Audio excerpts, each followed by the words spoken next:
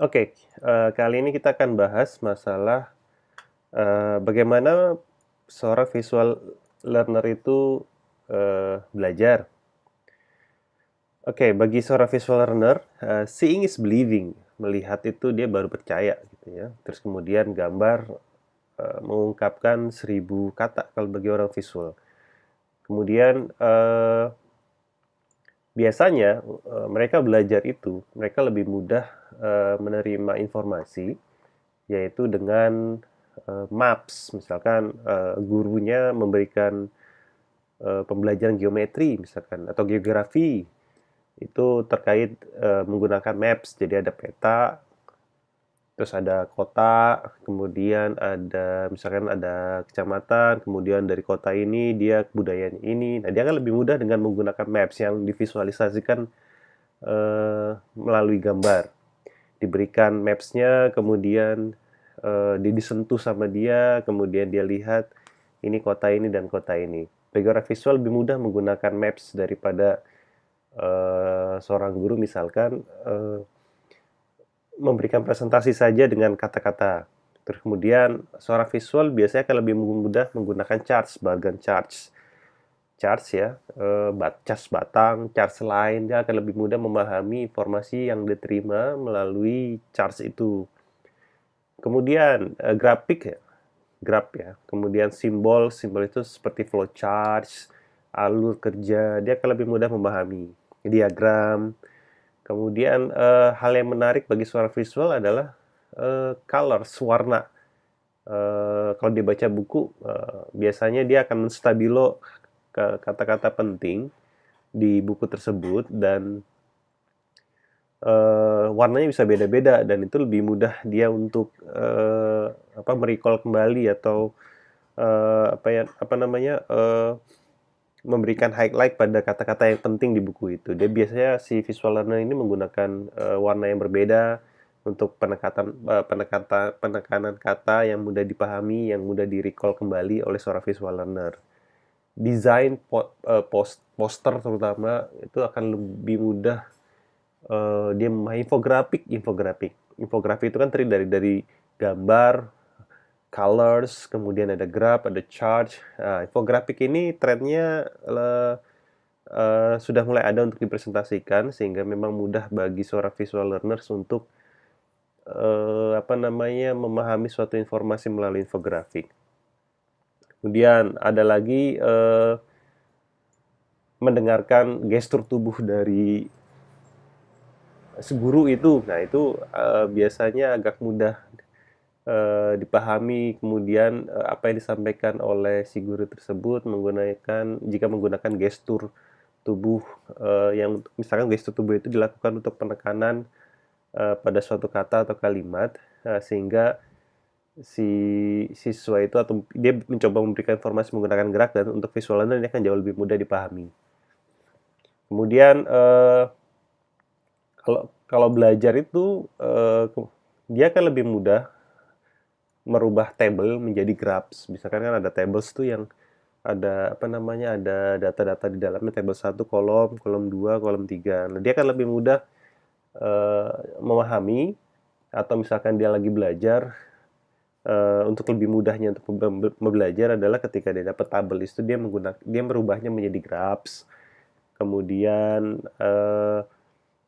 dari kalimat-kalimat yang ada misalkan dia baca buku, kemudian dia coba memvisualisasikannya ke dalam gambar atau biasanya sih seorang visualan itu dari buku nanti saya tunjukkan aplikasi apa yang saya gunakan untuk uh, merubah maksudnya membaca dari satu buku kemudian dirubah menjadi flowchart atau diagram dan biasanya ini akan lebih mudah dipahami ketika nanti dia akan merecall kembali informasi yang sudah diterima sebelumnya. Kemudian yaitu untuk lebih mudahnya dia belajar ya di antaranya merubah table menjadi graph, kemudian merubah kata menjadi diagram, flowchart atau sebagainya. Kemudian apalagi colors ya, terutama colors. Kemudian biasanya kalau untuk tes ketika dia melakukan tes ya atau examination si visual ini harus belajar memvisualisasikan yang kata tadi ya, kemudian dari gambar, kemudian dari gambar menjadi kata kembali gitu ya. Dia harus belajar mengconvert ya, mengconvert dari gambar dari kata ke gambar, kemudian ke kalimat lagi gitu. Kemudian atau enggak misalkan ada esai ya terkait dengan pertanyaan, kemudian ya sudah di esai itu digambar aja pakai flowchart atau menggunakan diagram untuk menjawab pertanyaan tersebut. Dan itu biasanya si visualnya akan lebih mudah dibandingkan dia menulis kata paragraf per paragraf sampai habis. Nah, biasanya udah pakai gambar aja, pakai flowchart. Nah, biasanya dia akan lebih mudah menjawab pertanyaan-pertanyaan jika menjawab pertanyaan itu dengan diagram.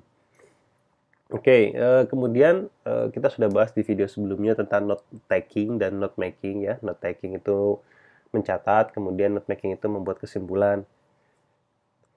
Ya tadi biasanya kalau note making kita kan belajar dari guru ya, dari guru teks teman atau web page. Kemudian dari belajar tersebut kemudian kita note making tuh ya, kita note making meridus bahkan dari satu buku hanya menjadi 3 halaman atau dari 3 halaman menjadi 1 halaman, itu juga bisa kita lakukan dan harus kita lakukan untuk kita dapat menyimpannya lama di memori kita gitu ya. Itu namanya note making. Note making itu untuk visual learner biasanya yaitu tadi menggunakan spatial diagram, kemudian menggunakan symbols. Nah, kalau misalkan menggunakan aplikasi ya, kalau menggunakan aplikasi, saran saya menggunakan Xmind. Nanti saya kasih tahu bagaimana saya meridus satu buku menjadi beberapa paragraf gitu ya. Menjadi beberapa halaman. Kemudian ya kan bisa tuh kalau di komputer, di aplikasi komputer kita bisa menggunakan different fonts gitu ya, different font size, kemudian different font styles gitu ya. Kita mainkan tuh, dikasih warna, dikasih sebagainya gitu ya. Kalau menggunakan aplikasi baik di Android, di iOS atau di Mac juga ya, itu ada sih aplikasi-aplikasi Xmind, itu mind map dan sebagainya ya, yang ada diagramnya, yang ada flowchartnya untuk bisa digunakan oleh si visual learner ini untuk membuat kesimpulan atau note making gitu ya. Karena biasanya kalau saya sih biasanya suka mudah lupa tuh, jadi ya dengan buka itu note making saya itu kan jadi lebih mudah diingat gitu.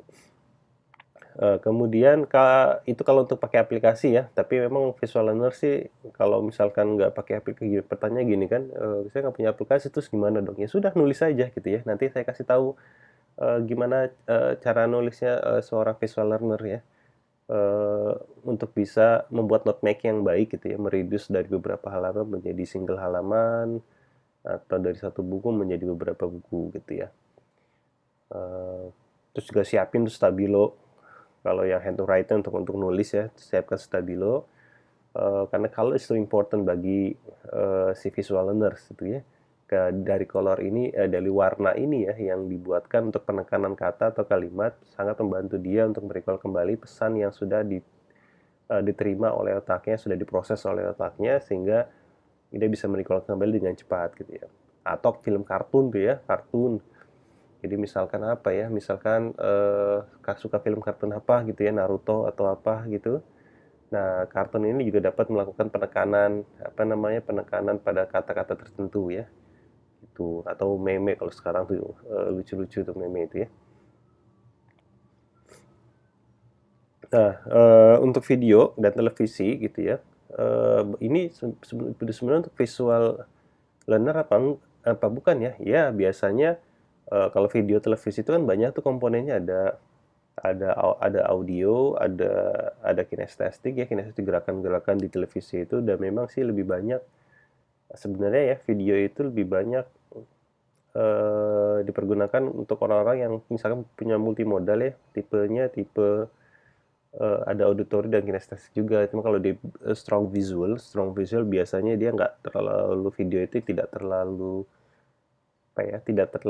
dijadikan reference untuk dia belajar gitu.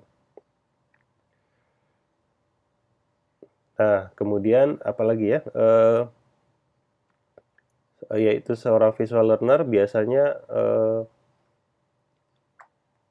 dia sangat ahli mengkonvert sebuah teks ya, convert sebuah teks menjadi gambar yang dia imajinasikan gitu lah. Jadi ketika dia diajari menggunakan versi aural gitu ya, aural itu oleh guru. Nah, biasanya dia mikir tuh nih diagramnya apa ya, tuh ini gambarnya apa yang cocok ya untuk memvisualisasikan eh, apa namanya kalimat atau kata yang disampaikan oleh seorang guru atau seorang dosen itu ya, sehingga dia lebih mudah memahami kembali. Dan dia harus melakukan ini agar dia lebih mudah agar dia lebih mudah untuk eh, memahami kembali atau merecall kembali gitu.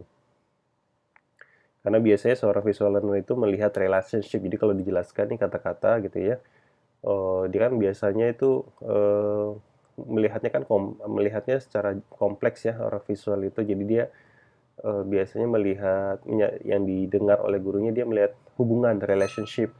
Dia kemudian mengelingkan, oh ini misalkan kata ini hubungannya dengan ini, dia bikin tuh kayak kayak apa namanya kayak kotak gitu ya, kayak kotak kotak kemudian nanti saya tunjukin eh, tanda panah dan sebagainya, kemudian ke underline. Nah, seperti itulah dia coba menghubungkan antara informasi satu menjadi informasi yang lain gitu ya.